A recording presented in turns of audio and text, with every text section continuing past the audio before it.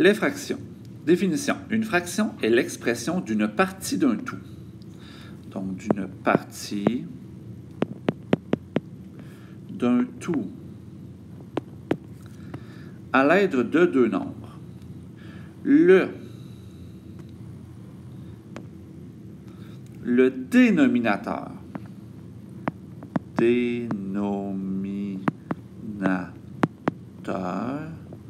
décrit le nombre total de parties, alors que le numérateur décrit le nombre de parties auxquelles on s'intéresse. Vous allez voir que dans ma fraction, exemple, 4 septièmes, le numérateur, le chiffre du haut, le dénominateur 7 et le chiffre du bas, sont séparés par ce qu'on appelle un trait de fraction qui indique une division. La représentation de 4 septièmes, c'est 4 petits carreaux colorés sur une possibilité de 7. Les 7 carreaux forment mon entier.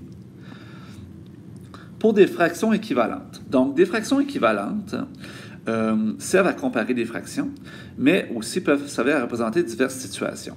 Donc, par exemple, si je veux représenter 3 quarts. Donc, 3 quarts, c'est 3 carreaux colorés sur une possibilité de 4 dans ma figure.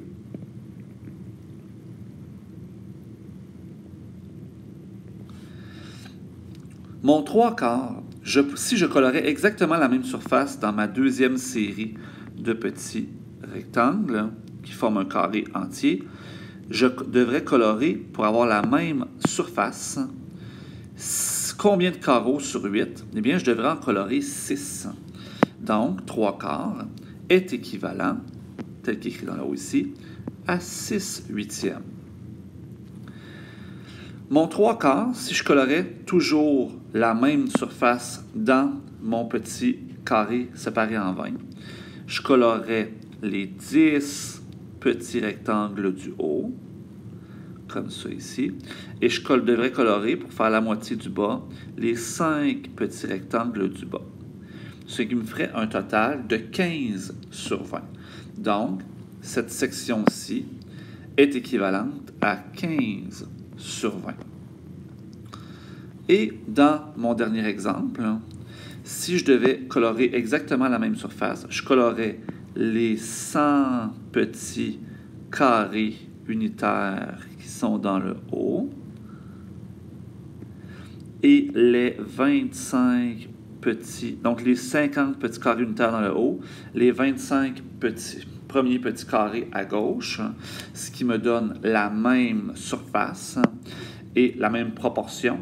Et ça équivaut à 75 centièmes de mes petits carrés. Pour compléter des fractions équivalentes, on doit chercher ce qu'on appelle le facteur de changement. Facteur de changement. Qui nous permet de passer d'une fraction à l'autre. Par exemple, entre mes deux premiers rectangles, je fais x2. Parce que j'ai séparé chacun de mes carrés de base en deux, ce qui m'a donné l'autre figure par la suite. Donc, j'ai multiplié par 2 le nombre total de parties. Si je dois compléter les égalités de fractions suivantes, donc 5 huitièmes est égal à combien de 32e? Eh bien, 8 rentre combien de fois dans 32? C'est x 4. Je fais donc x 4 sur mon numérateur, ce qui va me donner 20 32e. 7 tiers en 24e. Des tiers en 24e, je dois faire x 8. Donc, je vais faire x 8 au numérateur. Et 7 x 8, 56. Donc, c'est 56 24e. 60 sur 100, pour le mettre en 24e. Bien, 60, je ne peux pas le diviser directement pour arriver en 24e. Donc, je vais travailler différemment. Donc, je vais prendre 60 sur 100. Et je vais le diviser jusqu'à temps que j'ai un nombre qui rentre dans 24. Et si je divise 60, je peux le diviser par 5. Là, je vais tasser un petit peu ce que je viens d'écrire pour qu'on voit ce que j'ai à faire. Donc, 60, je peux le diviser par 5, ce qui me donne 12. Si je divise par 5 en bas aussi au dénominateur, ça va me donner 20. Et des douzièmes, ça rentre dans 24. Je peux faire x2 pour obtenir 24.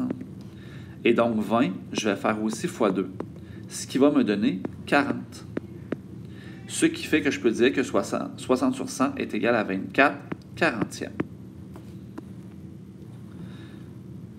Pourcentage. Une fraction dont le dénominateur est 100 peut être exprimée directement sous la forme d'un pourcentage. On place alors le dénominateur 100 et on le remplace par le symbole %. Exemple, 40 sur 100 est égal à 40%. Fraction irréductible. Une fraction, elle est irréductible si le numérateur et le dénominateur sont premiers entre eux. Donc, le numérateur et le dénominateur sont premiers entre eux. C'est-à-dire que leur plus grand commun diviseur est 1. Comment on obtient une fraction irréductible? Bien, premièrement, on peut utiliser le critère de divisibilité. Donc, on sait, par exemple, que 54 66e, on peut diviser par 2. Ça me fait 27 33e. Et 27 et 33 se divisent par 3, ce qui fait 9 11e. Je pourrais aussi utiliser le PGCD. Mais je vous dirais franchement que ce que je vous demande de retenir, c'est qu'on divise numérateur et dénominateur par le même nombre jusqu'à temps qu'on ait une fraction où les deux parties, donc numérateur et dénominateur, n'ont plus de diviseur commun. Truc, vérifier si les plus petits dénominateurs sont des diviseurs. Pour comparer des fractions, excusez. C'est déterminer si elles sont équivalentes. Et encore, si l'une des deux est plus petite ou plus grande que l'autre, et on utilise des dénominateurs communs. Donc, pour trouver le dénominateur commun, le truc, c'est d'utiliser les multiples du plus grand dénominateur. Donc, je vais travailler avec 5 qui est mon plus grand dénominateur. Donc, 5, je vais regarder ces multiples. Donc, 10, c'est le premier multiple de 5, mais 10 ne se divise pas par 3. Donc, ce n'est pas un dénominateur commun. 15 ne se divise pas par 2. Donc, pas un dénominateur commun. 20, mais il ne se divise pas par 3. 25, mais ne se divise pas par 2. 30 se divise par 5 parce que c'est un multiple de 5, mais se divise aussi par 2 et par 3. Donc, mon dénominateur commun serait 30. C'est le plus petit dénominateur commun que je pourrais utiliser pour mes fractions. Comparer des fractions à l'aide des symboles plus petit, plus grand ou égal. Donc, 3 huitièmes et 1 demi. Je dois trouver un dénominateur commun. En fait, 8 est un dénominateur commun à mes deux fractions. Donc, je vais réécrire 3 huitièmes car je n'ai pas à le changer. 1 demi, je vais le mettre sur 8.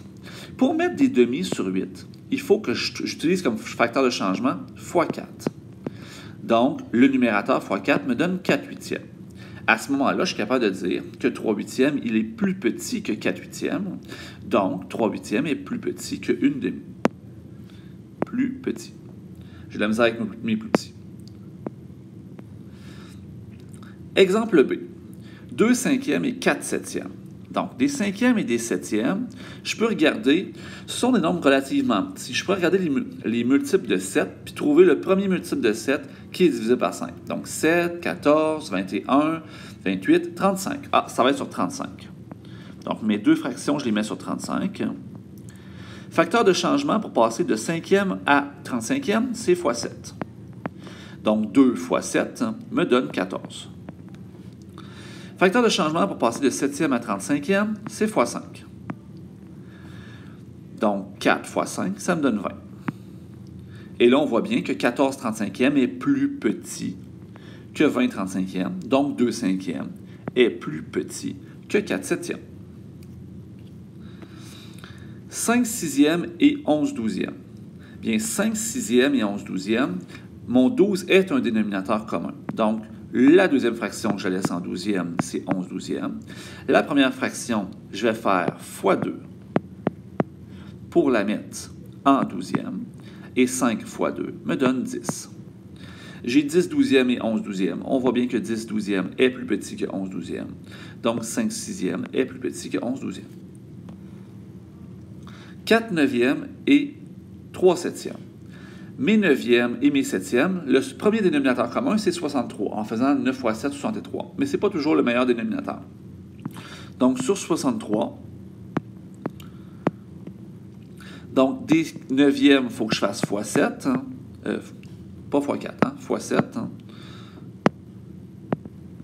fois 7, hein. Donc 4 fois 7, 28. Des septièmes en 63e, c'est fois 9, hein. 3 fois 9, 27. Oh! Là, 28 est plus grand que 27. Donc, 28 63e est plus grand que 27 63e. Donc, 4 neuvièmes était plus grand que 3 septièmes. Et j'ai vraiment de la misère avec mes symboles. OK. 13 25e et 52 sur 100.